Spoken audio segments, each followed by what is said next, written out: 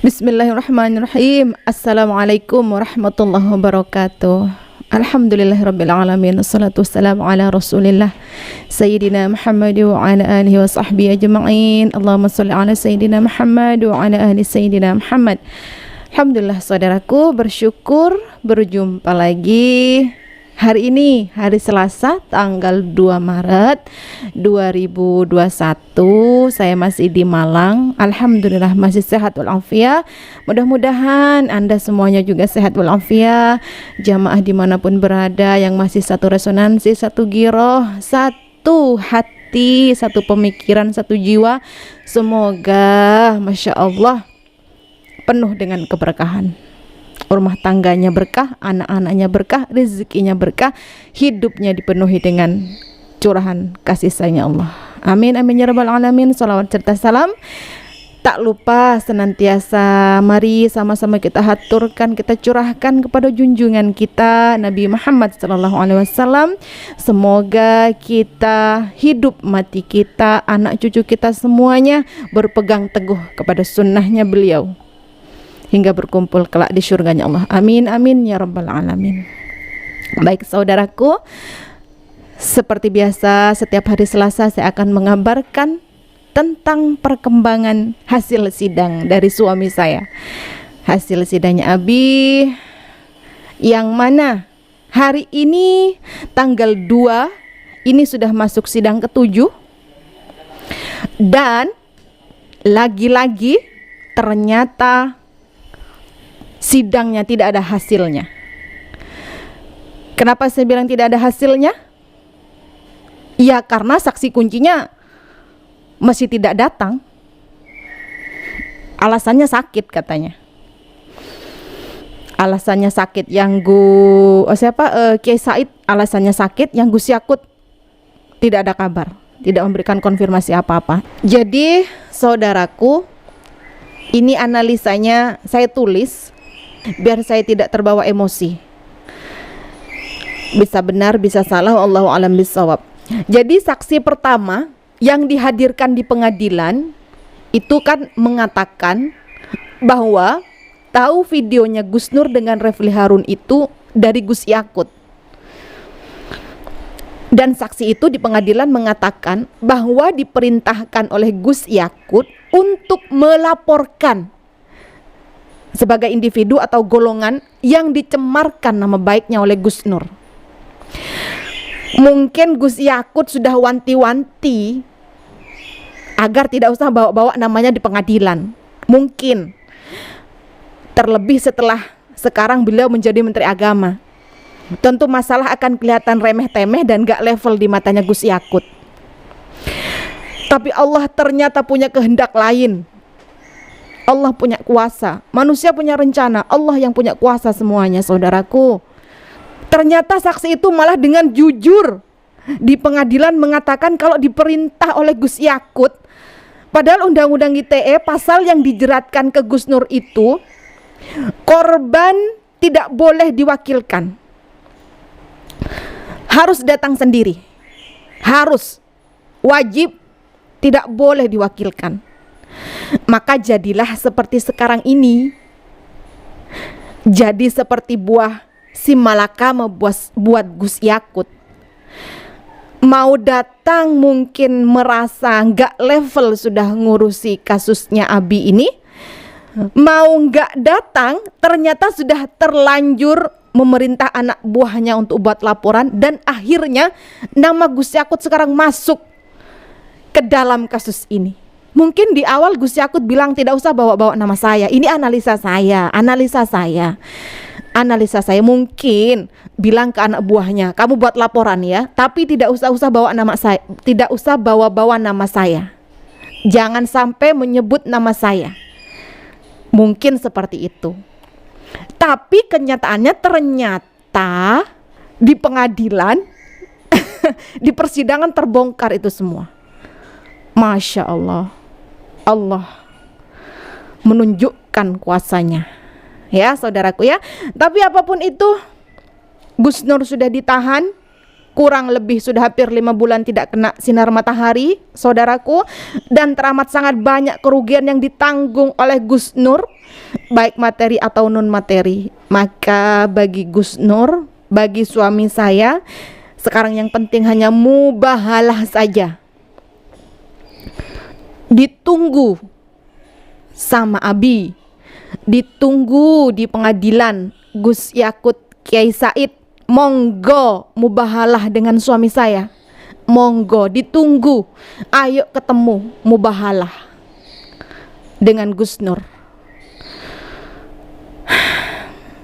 Karena hanya memang mubahalah itulah satu-satunya sisa keadilan dan kekuatan yang Gus Nur punya. Abi sudah tidak punya apa-apa lagi. Abi hanya punya mubahalah. Dan Abi sangat mengimani itu. Hukuman dunia sudah Abi jalankan, dan kalian tertawa, dan kalian merasa senang. Tinggal hukuman akhirat. Ditunggu sama Abi untuk mubahalah. Semoga selasa depan kalian dipertemukan. Semoga Allah mempertemukan kalian di dalam mubahalah. Kita sama-sama umat Islam, kita sama-sama orang beriman, kita sama-sama punya keyakinan kalau mubahalah itu bisa berdampak dan tidak main-main. Mungkin sekian saudaraku, nanti di akhir kita akan dengarkan suami saya,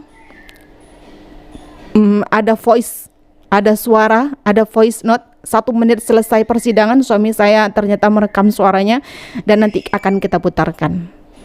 Begitu saudaraku semuanya, semoga semakin cerdas, semoga kita diberikan kebersihan hati oleh Allah untuk membedakan mana yang hak, mana yang batil. Saling mendoakan dalam kebaikan. Doa yang baik kembali kepada Anda semuanya. Mohon dimaafkan jika ada salah kata dan barangkali saya emosi. Mohon dimaafkan. Terima kasih saudaraku semuanya. Saya akhiri. Assalamualaikum warahmatullahi wabarakatuh. Baik, jadi ya tanggapan saya, bagaimana Pak Hakim? Berarti kan apa masih layak sidang ini dilanjutkan, gitu kan? Dari saksi pertama sudah tidak tahu, ya kan? Ini saksi inti yang merasa saya cemarkan namanya, merasa saya rugikan, tidak hadir, tidak layak dilanjutkan. Ya Allah, Masya Allah. Yang terakhir Pak Hakim, apa memang tidak ada celah sedikit pun untuk saya dihadirkan ke situ supaya kuasa hukum saya tidak walk out? Mohon petunjuk Pak Hakim. Ini saya dapat surat panggilan dari jaksa kayak kemarin itu. Nah, kalau yang ini ada keterangan hadir melalui virtual Zoom. Kalau yang kemarin itu hadir langsung ke pengadilan. Jadi saya seperti dipermainkan begitu. Harusnya gugur ini Pak Hakim, harusnya sudah gugur ini. Tidak benar orang itu. Terus kalau sampai saya tidak didampingi kuasa hukum, bagaimana Pak Hakim? Mohon petunjuk. Kalau kuasa hukum saya tetap walk out, terus apa saya terus melanjutkan sidang ini tanpa kuasa hukum? Oh, tidak bisa Pak Hakim. Wahai yang terhormat Gus Yakut, wahai yang termulia Profesor Kiai Haji Akil Sirot, ayo hadir, saya tunggu di pengadilan. Wabil khusus Gus Yakut, Anda yang perintahkan anak buah Anda untuk membuat laporan. Katanya Anda saya cemarkan nama baiknya, Anda saya hinakan nama baiknya. Ayo ketemu di pengadilan. Saya sudah menjalani tahanan 5 bulan dengan cara zalim, ditangkap tengah malam, dijemput tengah malam, ya, tanpa prosedur yang baik, tanpa saksi, tanpa macam-macam, tanpa dipanggil terlebih dahulu, langsung tangkap, langsung tahan, dan sudah saya jalani hampir 5 bulan. Dan sekarang saksi kunci Anda berdua. Panggilan pertama mangkir, kedua mangkir, ketiga alasan sakit, sekarang keempat, dan sidang terus ditunda sementara saya terus ditahan. Bagaimana ini? Ayo yang terhormat Gus Yakut, ibarat ludah sudah jatuh, ibarat anak panah sudah lepas dari busurnya. Udah hidup mati mulia, sama-sama mati, mati bersama. Salah benar ayo kita buktikan di pengadilan. Kita bedah buku, akan saya buktikan semua omongan saya. Ya, kita bedah buku, ada buku kesimpulan Tebu Ireng, ada buku NU jadi tumbal politik, ada Khitoh NU, Komite Khitoh NU 1926, dan banyak lagi yang akan kita bincangkan di pengadilan. Akan saya buktikan sekuler, liberal, Abu Janda dan seterusnya akan saya buktikan di pengadilan. Bukan untuk kalah, bukan untuk menang. Dan saya sudah ditahan 5 bulan. Ayo hadir Gus. Sekalian kita mubahalah Gus. Ini yang saya tunggu-tunggu ini. Hukum dunia saya jalankan, hukum akhirat lebih saya imani. Mubahalah. Kalau saya salah, saya, anak, istri, cucu, cicit, 7 turunan dicabut berkah hidupnya, dilaknat, diazab 7 turunan. Tapi kalau Anda yang salah, atau siapapun yang salah tanpa terkecuali, di ruangan sidang itu, anaknya, istrinya, cucunya, cicitnya semua diazab, dilaknat sama Allah. Ayo hadir Gus, hadir. Saya nggak bilang Anda pengecut, saya nggak bilang Anda itu tidak bertanggung jawab, tapi hadirlah. Saya tunggu di pengadilan. Barakallah. Assalamualaikum warahmatullahi wabarakatuh.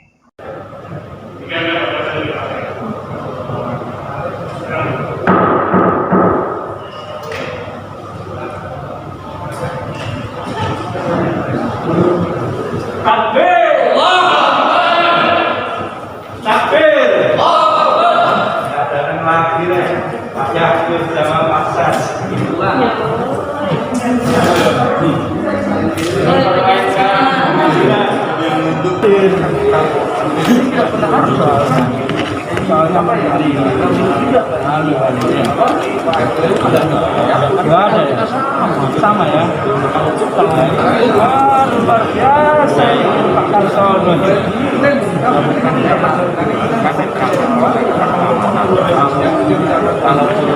Jadi harus adil ya. Mau siapa saja yang melapor, kita ditokin sama. Luar biasa Pak Kartono ini ya. Ya. Dong, difoto dong, Pak Kartono yang ganteng dari kemarin. Ini nih setuju ini, hukum harus sama, saudara. Di mata hukum, ya rakyat kecil, rakyat sedang, rakyat kaya, presiden, menteri, sama ya. Luar biasa Pak Kartono. Ya, jadi Pak Yakut sama Kiai Isa sama Gus Yakut wajib hadir, nggak boleh zoom ya. Melapor. Menyidikan ya, fungsi jaksa menuntut, fungsi kita membela, baru hakim memutus. Itu logika hukum yang sempurna dalam pengertian acara sidang. Nah, problemnya terjadi saksi korban dalam pengertian yang melaporkan, Saudara Yakut sama SAS itu tidak hadir. Alasannya apa kita belum jelas. Ada yang bilang COVID, ada yang apa, tapi kan tidak ada konfirmasi yang jelas gitu loh. Kemudian terdakwanya juga Gus Nur tidak dihadirkan. Padahal sudah 4 kali sidang kami minta hadir. Kalau Gus Nur dihadirkan, kami hadir sidang. Ini buktinya ada di sini. Ya, tapi karena tidak juga tidak dihadirkan.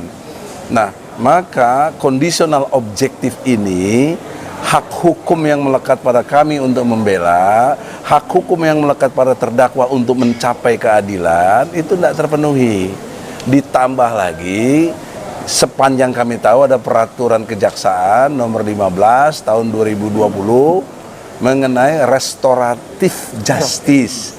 Maknanya adalah dengan kondisi objektif seperti itu tadi, jadi ada excuse untuk menghentikan sidang ini. Tidak harus dihentikan.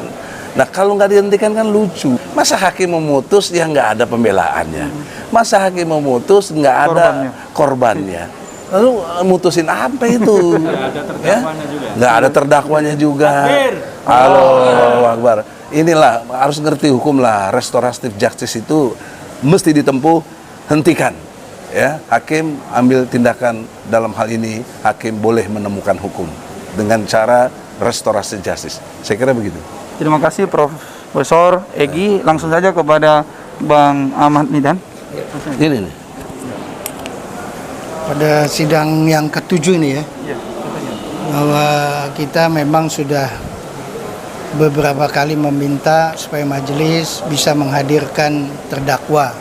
Ya, bahkan bukan berarti kami menafikan peraturan Mahkamah Agung tentang kondisi COVID, tetapi kita tahu bahwa penegakan hukum itu harus maksimal.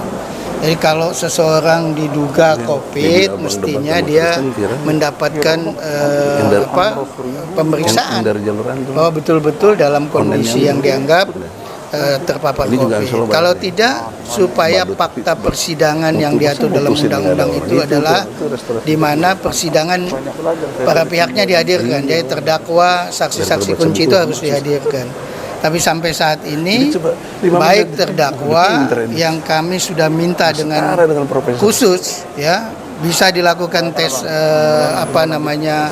antigen kah atau PCR ya supaya betul-betul bahwa Gus Nur itu memang dalam kondisi terpapar atau tidak. Kalau tidak, seyogyanya dia dibawa ke persidangan, karena di persidangan itulah bahwa fakta-faktanya dapat dijadikan pertimbangan hakim untuk memutus perkara. Demikian juga berkaitan dengan saksi korban. Saksi korban ya baik itu Said Agil Sirat maupun Yakut yang menjadi korban tidak membuat laporan. Kita kasih contoh misalnya kasus Undang-Undang ITE pencemaran nama baik pada zaman SBY ya. SBY itu datang ke Polda melapor, dia membuat laporan di sana. Padahal presiden. Ya, itu satu contoh. Jadi berdasarkan apa yang tadi disampaikan oleh Bang Egy bahwa peraturan Kejaksaan nomor 15 tahun 2020, maka restoratif justice terhadap perkara ini harus dilakukan. Jadi ini tidak perlu lagi ada penuntutan, bahkan majelis kalau terus dilakukan penuntutan berarti tidak menghormati perkembangan hukum saat ini. Undang-undang ITE itu perlu bahwa pelapornya harus datang langsung.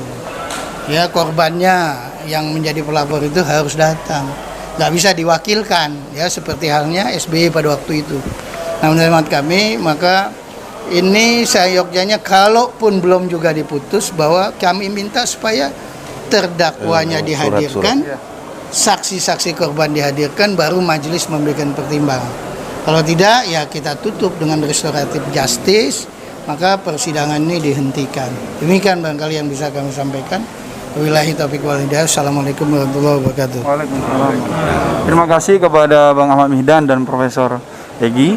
Yang insya Allah kita sudah mendengarkan masing-masing bahwasanya kita simpel sekali ikutin aturan yang ada. Mestinya majelis memutuskan, mempertimbangkan apa yang kami sampaikan, karena penasihat hukum ini memiliki latar belakang hukum yang sama seperti itu. Kita pemahaman hukum yang sama dan bahkan kita memiliki basis hukum untuk menjalankan tugas kita masing-masing. Mudah-mudahan ini menjadi pandangan, menjadi pertimbangan majelis hakim. Sekali lagi hentikan ini persidangan, jangan sampai terkesan di tengah-tengah masyarakat ini adalah sidang yang main-main, sidang yang lucu. Wassalamualaikum warahmatullahi wabarakatuh. Allahu Akbar. Allahu Akbar.